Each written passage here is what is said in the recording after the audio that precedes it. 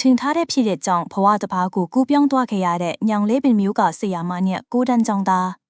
ဒီဆရာမလေးကတော့ကျောင်းသားဒီအပေါ်မှာစေတနာထားသည့်တင်ကြားခဲ့တာကြောင့်နာရီမှာတပည့်တွေကမခံစားနိုင်အောင်ငိုကြွေးနေကြရပါတယ်။ပဲခိုးတိုင်းဒေသကြီးညောင်လေးပင်မျိုးအလက်ကကြံပိုကဆရာမလေးပြနဲ့သူရဲ့သူလေးဖြစ်တဲ့ကိုတန်းကျောင်းသားလေးတို့ဟာကျောင်းဖွင့်ခြင်းအမိလိုအပ်တဲ့ပစ္စည်းတွေကိုတွားဝယ်ပြီးအပြင်မှာကွယ်လွန်သွားခဲ့ရပါတယ်။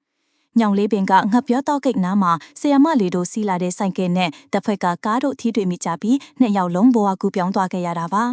ဒီလိုအဖြစ်ဆိုးကြောင့်ဆရာမလေးကကျောင်းဖွင့်စာအချိန်မှတင်ကွယ်လွန်သွားခဲ့ရပြီးတံပိုးစီတဲ့အသစ်နှစ်ချောင်းဆုံရှုံသွားခဲ့ရပါတယ်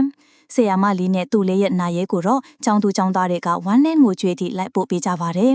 ဆရာမလေးကအသက်ရှိစဉ်မှာတပည့်တွေအဖို့ဆရာပီသူထိခဲ့ကြောင်းကိုတော့နာရဲလိုက်ပို့သူတွေကိုကြည့်ပြီးသိနိုင်မှာဖြစ်ပါတယ်ရေမကြော်ရဆမှုတွေကမကြခဏဖြစ်ပွားနေတာကြောင့်တတိနဲ့တွာလာကြဖို့အတွက်တိုက်တွန်းလိုက်ပါတယ်နော်။ဆရာမလေးနဲ့ကိုတန်းချောင်းသားလေးလည်းကောက်ရပုံဘဝကိုရောက်ပါစေလို့ဆုတောင်းပေးလိုက်ပါတယ်။